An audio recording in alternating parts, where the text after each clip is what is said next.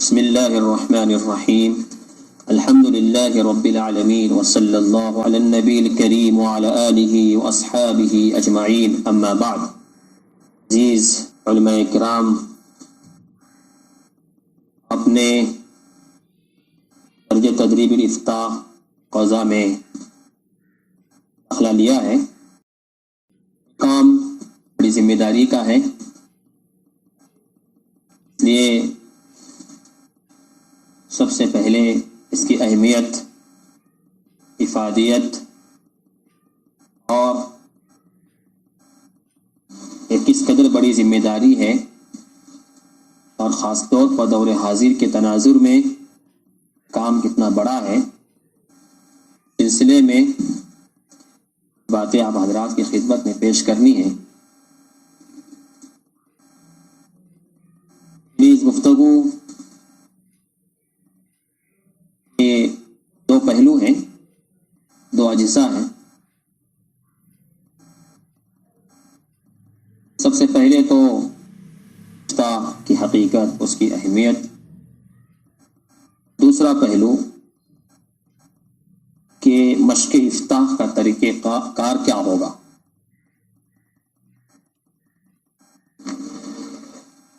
افتاء کی حقیقت، پوچھنے والے کے جواب میں،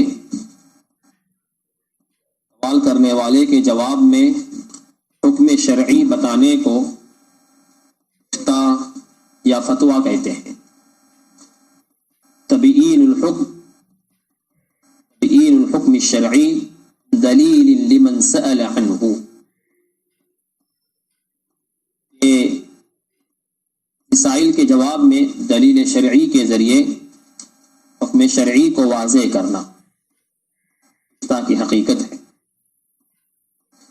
دوسرے الفاظ میں ہم یوں کہہ سکتے ہیں کہ کسی واقعے کے بارے میں حکم شرعی سے آگاہ کرنا، یہ حلال ہے یا حرام ہے، جائز ہے یا ناجائز ہے، مکروہ ہے یا مستحب ہے، فتویٰ کہلاتا ہے۔ علامہ ابن القیم رحمۃ اللہ علیہ نے اسی کی تعریف کرتے ہوئے اسی بات کی طرف اشارہ فرمایا، المفتی هو المخبر بحکم اللہ تعالی الی آخری، کہ مفتی اللہ کے حکم کا مخبر ہوتا ہے، خبر دینے والا ہوتا ہے۔ علام الموقنین، موقعین کے اندر یہ بات منقول ہے۔ اسی لیے علامہ ابن العابدین شامی رحمۃ اللہ علیہ نے اسی مفہوم کو کیا ہے کہ مفتی دراصل کلام الہی کو بتلانے والا ہوتا ہے۔ یہ اصل افتاء کی حقیقت ہے۔ افتاء کی اہمیت، افتاء کی اہمیت اور اس کا مقام بہت ہی بلند، عظیم الشان ہے۔ کی اہمیت، عظمت کی وجہ رب کائنات کی طرف اس کی نسبت ہے۔ اللہ تعالیٰ کا فرمان ہے، یستفتونک فی النساء اللہ یفتیکم فیہن، کہ وہ آپ سے عورتوں کے بارے میں پوچھتے ہیں، آپ کہہ دیجئے کہ اللہ تم کو ان کے بارے میں فتویٰ دیتا ہے۔ سورۃ النساء 27 نمبر آیت ہے۔ دوسری جگہ اللہ کا ارشاد ہے، وَيَسْتَفْتُونَ قُلِ اللَّهُ يُفْتِيكُمْ فِي الْكَلَالَةِ، کہ وہ آپ سے سوال کرتے ہیں کلالہ کے بارے میں، اللہ تم کو یہ حکم دیتا ہے۔ ان دونوں آیتوں میں اللہ تعالیٰ نے افتاء کی نسبت اپنی ذات باری کی طرف کی، اس سے اس کی جلالت شان، اس کام کی عظمت نمایاں طور پر معلوم ہوتی ہے۔ اسی لیے علامہ ابن القیم رحمۃ اللہ علیہ نے اپنی معرکۃ الآراء تصنیف اعلام الموقعین عن رب العالمین لکھا ہے مفتی احکام الہی کے بیان میں در حقیقت رب کائنات کا ترجمان ہوتا ہے اور اس کی نیابت میں دستخط کرنے کا ذمہ دار ہوتا ہے، اور جب دنیا کے بادشاہوں کی طرف سے دستخط کرنے والا بلند رتبہ تصور کیا جاتا ہے، رب کائنات خالق ارض و سماوات کی نیابت میں دستخط کرنے والا اس قدر بلند مقام کا حامل ہوگا، اس کا اندازہ لگایا جا سکتا ہے۔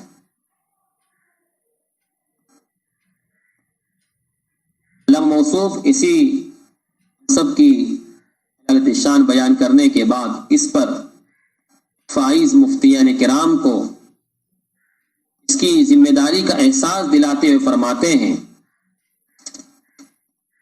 کہ مفتی کو اچھی طرح جان لینا چاہیے کہ وہ اپنے فتوے میں کس کی نیابت کر رہا ہے، یقین کر لینا چاہیے کل اس سے اس کے بارے میں سوال ہوگا، باز پرس ہوگی، اسے اللہ رب العزت کے سامنے پیش ہونا پڑے گا۔ يعلم المفتي عن من ينوب في فتواه وليوقن أنه مسؤول غدا موقوف بين الله امام نووی رحمۃ اللہ علیہ مجموع شرح مہذب میں اس اہم نازک کام کی ذمہ داری بیان کرتے ہوئے امام مالک رحمۃ اللہ علیہ کا یہ قول نقل کرتے ہیں، من اجاب في مسألة فينبغي قبل الجواب ان يعرض نفسه على الجنة النار كيف خلاصه في آخره ثم يجيب۔ جو کوئی کسی شرعی مسئلے کا جواب دے، جواب دینے سے پہلے خود کو جنت اور دوزخ پر پیش کر لینا چاہیے، آخرت میں کس طرح خلاصی ہوگی پھر وہ جواب دے۔ خود امام مالک کا یہ حال تھا، ایک دفعہ کسی نے آپ سے کوئی مسئلہ دریافت کیا، آپ نے جواب میں فرمایا یہ مسئلہ معلوم نہیں ہے، کہنے لگا نہ ذرا سا اور آسان سا مسئلہ ہے، آپ ایسا فرما رہے ہیں۔ یہ سن کر امام مالک رحمۃ اللہ علیہ غصہ ہوئے اور فرمایا علم میں کوئی چیز ہلکی نہیں ہوا کرتی، لیس فی العلم شیء خفیف، اما سمعت قول اللہ عز وجل انا سنلقی علیک قولا ثقیلا علم له ثقیل خاصة ما يسأل عنه یوم القیامہ۔ علم میں کوئی چیز ہلکی نہیں ہوا کرتی، تم نے اللہ رب العزت کا یہ قول نہیں سنا، لہذا سارا کا سارا علم بھاری ہے، خاص طور پر باتیں ان کے بارے میں قیامت کے دن باز پرس ہوگی۔ اس کے بعد مالک رحمۃ اللہ علیہ نے فرمایا میں نے اس وقت تک فتویٰ دینے کی جرات نہیں کی جب تک 70 اکابر نے میری اہلیت کی شہادت نہیں دی۔ زمانے کے 70 بڑے بڑے اکابر علماء نے امام مالک رحمۃ اللہ علیہ کی قابلیت اور صلاحیت کی گواہی نہیں دی، اس سے پہلے امام مالک رحمۃ اللہ علیہ نے فتویٰ نہیں دیا۔ امام مالک رحمۃ اللہ علیہ نے فتویٰ دینے میں غیر معمولی احتیاط فرماتے تھے، اور ان کے اس قول سے یہ اندازہ لگایا جا سکتا ہے کہ فتویٰ دینا کس قدر عظیم ذمہ داری اور اس کے لیے کتنی تیاری کی ضرورت ہے۔ یہی وہ احتیاط، احساس ذمہ داری ہے، اس کی وجہ سے صحابہ کرام رضی اللہ تعالی عنہم دین کا گہرا علم رکھنے اور نور نبوت سے براہ راست فیضیاب ہونے کے باوجود فتویٰ دینے سے گریز کرتے اور اس کی کوشش کرتے کہ کوئی دوسرا جواب دے دے۔ حضرت برہ بن عازب رضی اللہ تعالیٰ عنہ کا بیان ہے، میں نے شرکائے بدر میں 100 افراد کو دیکھا ہے کہ جب ان سے کوئی دینی سوال کیا جاتا تو ان میں سے ہر ایک کی یہ کوشش ہوتی اس کے بجائے دوسرا جواب دے دے۔ عبد الرحمن بن ابی لیلہ کہتے ہیں رحمۃ اللہ علیہ، میں نے انصار میں سے 120 افراد کو دیکھا جن میں ہر ایک فتوے کی ذمہ داری دوسرے پر ڈالنے کی کوشش کرتا تھا۔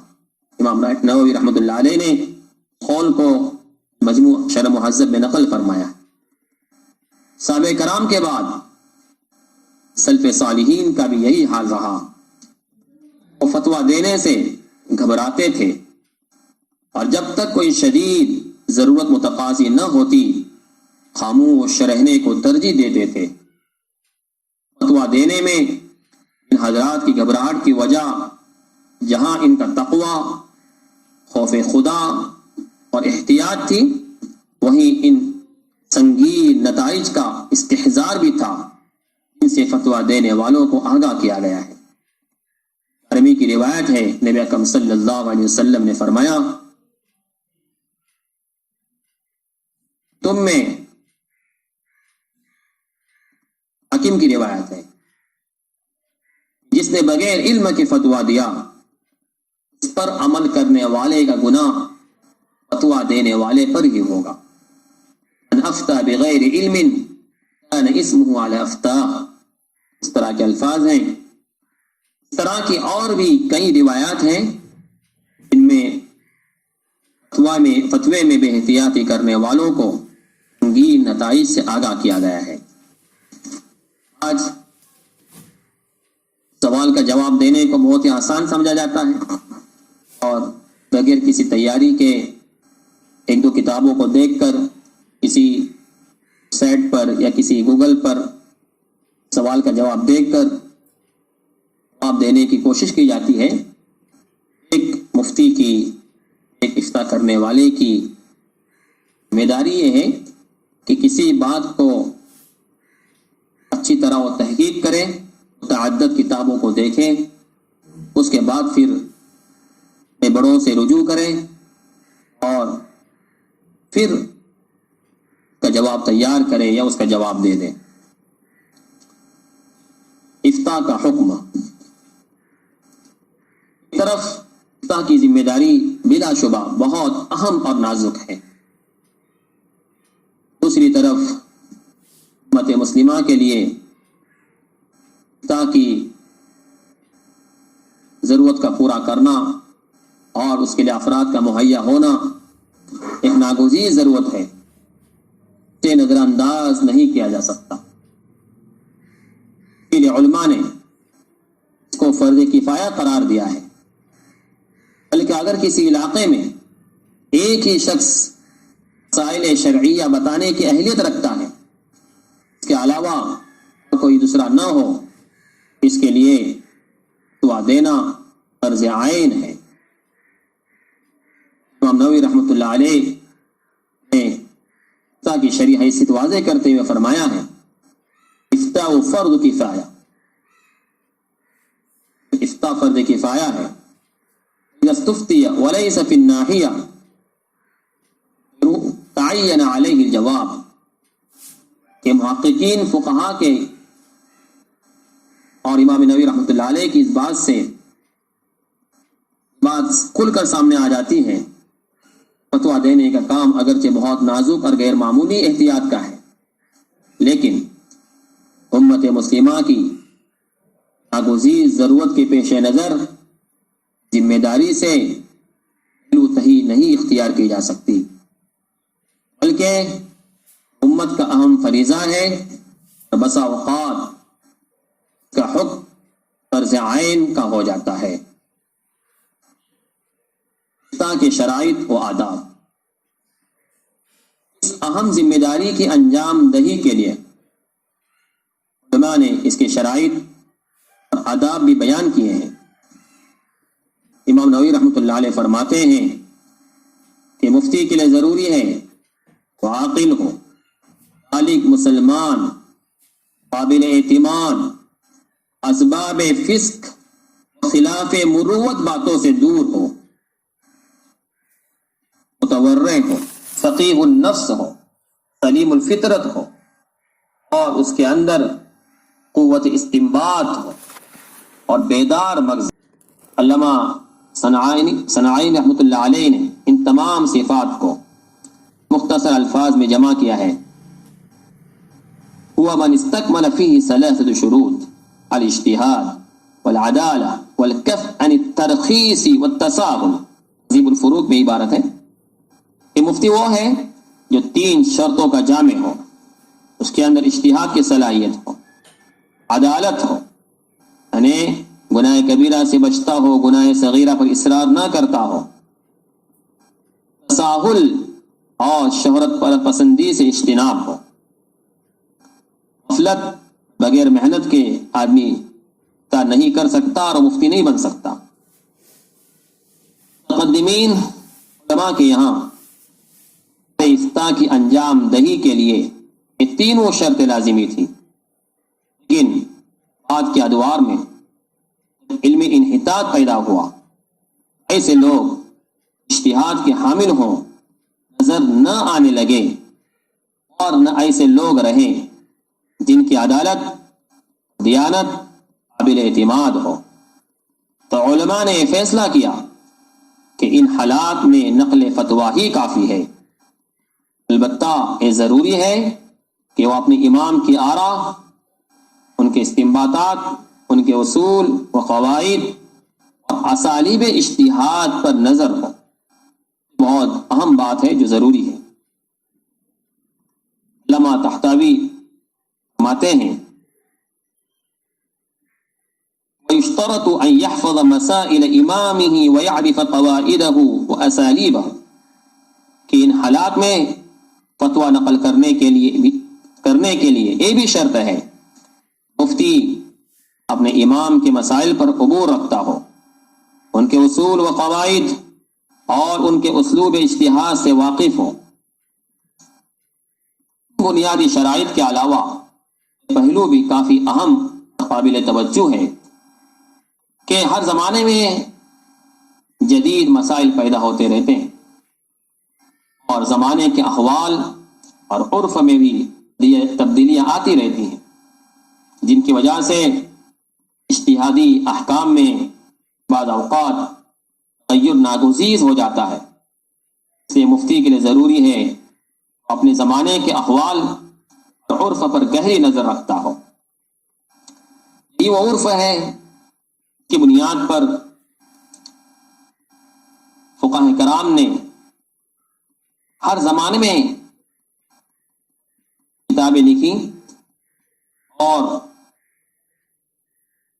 کتابوں کے مقابلے میں بعد والی کتابوں کے اندر جو صرف فرق نظر آئے گا انہی مسائل میں فرق نظر آئے گا جن کا تعلق عرف اور اجتہاد سے ہو. استاد محترم ہمارے رفیق صاحب پور کر مدنی رضی العالی فرماتے ہیں کہ آخر کیا وجہ تھی کہ منہاج الطالبین ہو یا دیگر کتابیں ہوں، متعدد ان کی منہاج الطالبین کی شروعات لکھی گئی اور متعدد ہر زمانے میں فقہاء نے کتابیں لکھی، حالانکہ ہر کتابوں میں تقریباً مسائل یکسائی ہیں، پھر بھی ہر زمانے میں انہی مسائل کو دوبارہ لکھنے کی ضرورت کیوں پیش آئی؟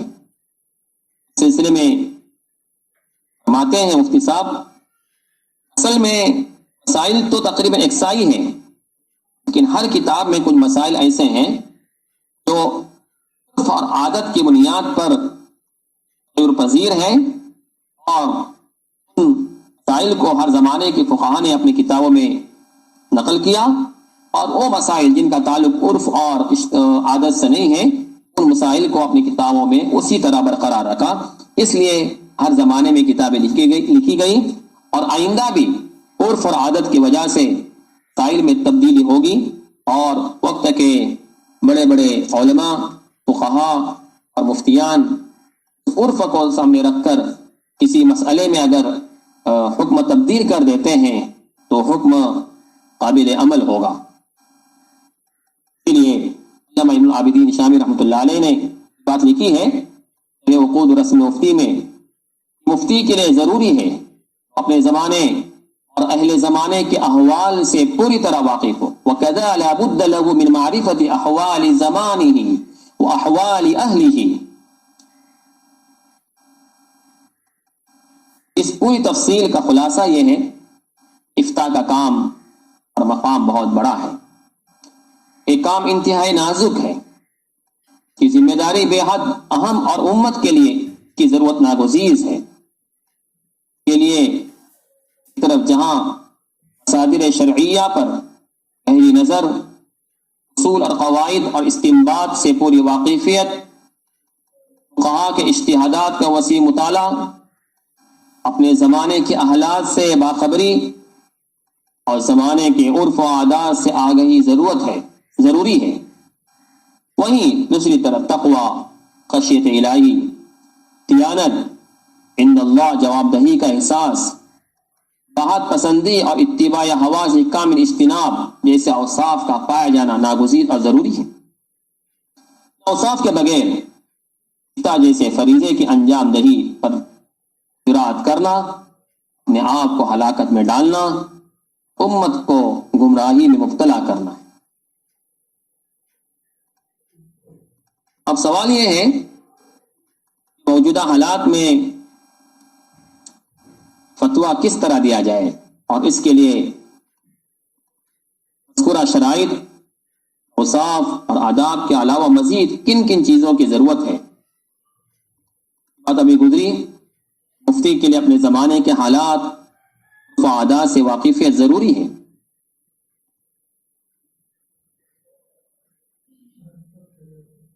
زمانے میں ہم لوگ جی رہے ہیں، بڑا زمانہ پیچیدہ ہے، مشکل ہے۔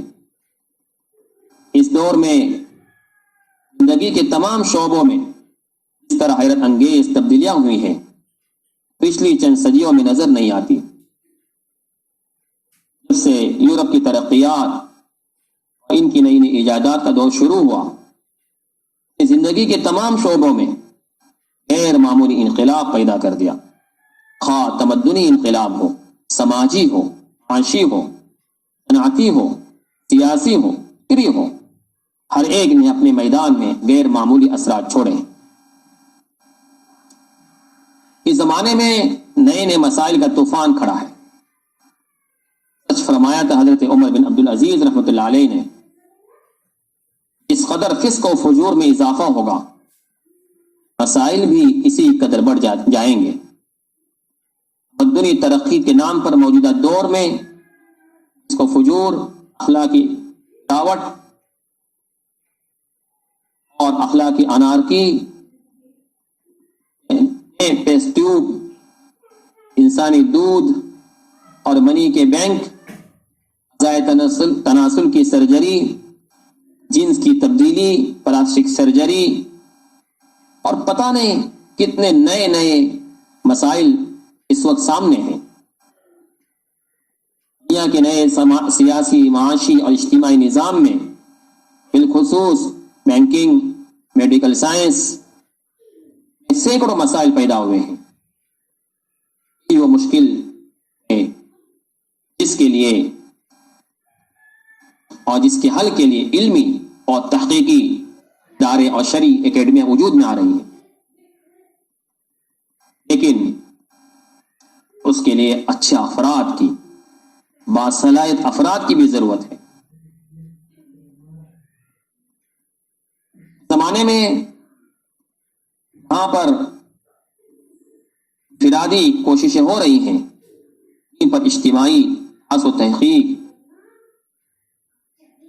بھی مفید اور بہتر سمجھ میں آ رہی ہے، لیکن اس سے انکار نہیں کہ دارالافتاء کے مفتی کے لیے کسی اکیڈمی کی کوئی تحقیق اور اجتماعی غور و فکر کے ذریعے حاصل شدہ قرارداد اور تجاویز کافی نہیں، بلکہ مفتی کے سامنے تفتی کا حال اور اس کا پس منظر بھی ہوا کرتا ہے، اس پر اس کو کی تحقیق اور اس کے مطابق جواب دینا پڑتا ہے۔ یہ مفتی کا کام اہم اور مشکل ہے، اسی لیے اسے بڑی تحقیق کی اور محنت کی ضرورت ہے۔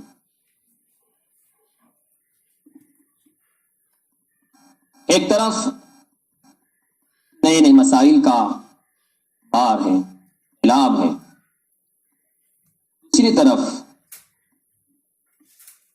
ہمارے ناپختہ علم رکھنے والے اور سرسری تحقیق کرنے والے دوستوں کی انفرادی آراء، شریعت کے بنیادی مقاصد اور حالات کا لحاظ کیے بغیر انتہائی نازک مسائل میں بھی در ایک فتوے ہمارے لیے کسی بڑی مصیبت سے کم نہیں، جو ہمارے لیے جگ ہسائی اور پوری ملت کے لیے شرمندگی کا سبب ہے۔ ان مشکل اور نازک مسائل اور فتنوں سے اور حالات میں کرنے والوں کے لیے، مفتیان کرام کے لیے بہت ہی محنت کی ضرورت ہے کہ ابھی اس میدان میں نئے ہیں۔ افتاء کے بعد آپ کے لیے کیا لائے عمل ہونا چاہیے ایک الگ مسئلہ ہے۔ فی الحال آپ کو انداز سے کسی بھی سوال کا جواب لکھنا ہے اور کس طریقے سے اس مسئلے کو حل کرنا ہے، یہ باتیں آپ کے لیے ضروری ہیں۔ لہذا سب سے پہلے آپ کو جب کسی چیز کے بارے میں یا کوئی سوال آپ کو دیا جائے تو اس کا جواب دینے کا طریقہ کار یہ ہوگا، سب سے پہلے آپ اس جواب کو تلاش کرتے کرتے کرتے کرتے اس کی دلیل تک پہنچیں گے۔ یہ مسئلہ جو کتابوں میں لکھا ہوا ہے، یہی کتابوں میں اس کی دلیل کیا ہے؟ کہاں عام طور پر دلیل کرتے نہیں ہیں، اگرچہ بہت سی کتابوں میں دلائل منقول ہیں، صرف اشارہ کرتے ہیں بہت سے فقہا اتباع کیا ہے، کون سی حدیث ہے، ایک کون سی دلیل ہے، دلیل تک آپ کو پہنچنا ہے، دلیل تلاش کرنی ہے۔ اب دلیل تلاش کرنے کے بعد عبارتیں آپ کے سامنے رہے گی، اور صرف ایک کتاب سے عبارت نہیں دیکھنی بلکہ متعدد کتابوں کو دیکھنا ہے۔ اس میں پھر اوقات یہ بھی ہو سکتا ہے بعض کتابوں میں کچھ الگ ہے، بعض کتابوں میں کچھ الگ ہے۔ ایسے موقع پر آپ کو کیا کرنا چاہیے؟ انشاءاللہ اس پر الگ سے گفتگو ہوگی۔ فی الحال آپ کو جو جواب لکھنا ہے، سب سے پہلے جواب باللہ توفیق یا صرف الجواب لکھ کر اس کے نیچے آپ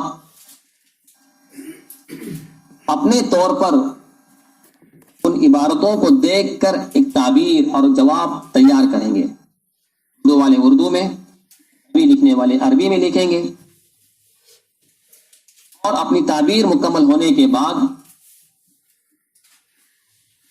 اس جواب کے سلسلے میں آپ کو کوئی دلیل ملی ہے، قرآن کی آیت ملی ہے، حدیث ملی ہے، تو ایک طریقہ کار تو یہ ہے کہ بہت سے حضرات یہ کہتے ہیں کہ پہلے تعبیر سوال کے بعد سوال لکھا جائے، اس کے بعد تعبیر لکھی جائے، اس کے بعد پھر دلیل حدیث ہے یا آیت اس کو لکھا جائے، پھر جو ہے فقہا کی عبارتیں لکھی جائے۔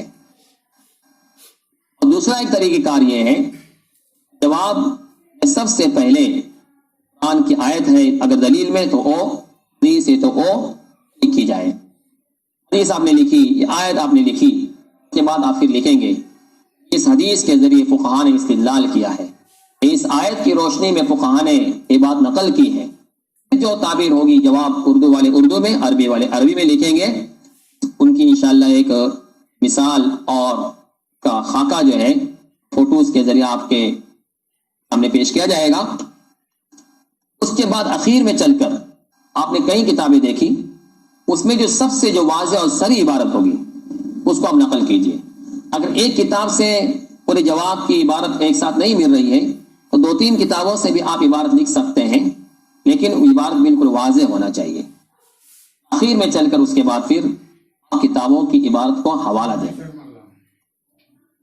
ہمارا جواب لکھنے میں کم سے کم 5 کتابوں کے حوالے ضروری ہے. اگرچہ آپ عبارت ایک کتاب سے لکھیں لیکن اس جواب کو کم سے کم 5 کتابوں کے حوالوں سے لکھنا آپ کے لیے ضروری ہے.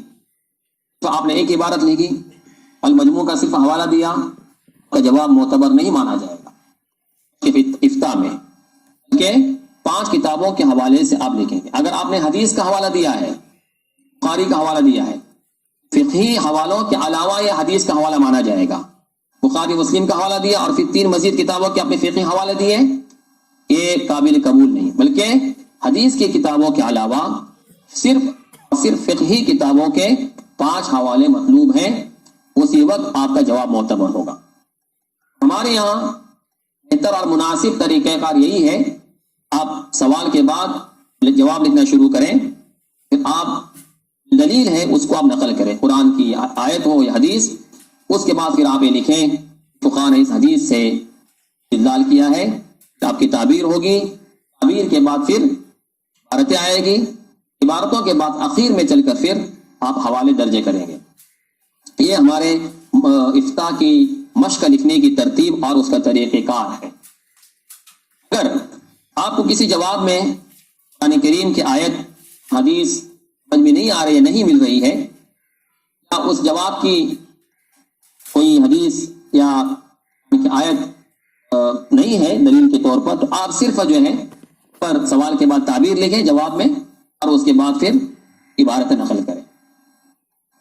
جیسے مصادر اصلیہ 4 ہیں، قرآن، حدیث، اجماع، قیاس. یہ 4 ہیں. 4 میں سے اگر کوئی دلیل آپ کو نہیں مل رہی ہے، 5ویں نمبر پر آپ قواعد فقہیہ بھی استدلال کر سکتے ہیں. قواعد فقہیہ انشاءاللہ آخر نصاب الاشباع و نظر کتاب بھی ہے، اور اس سلسلے میں آپ کو ذرا بھی دیا جائے گا. قواعد فقہیہ سے بھی استدلال کر سکتے ہیں. اور اگر قواعد فقہیہ سمجھ میں نہیں آ رہا ہے آپ کو، یا کوئی دلیل نہیں بن رہا ہے، تو اس صورت آخری درجے میں، بالکل آخری درجے میں جو دلیل ہے ہمارے فقہاء کرام کی عبارتیں ہیں.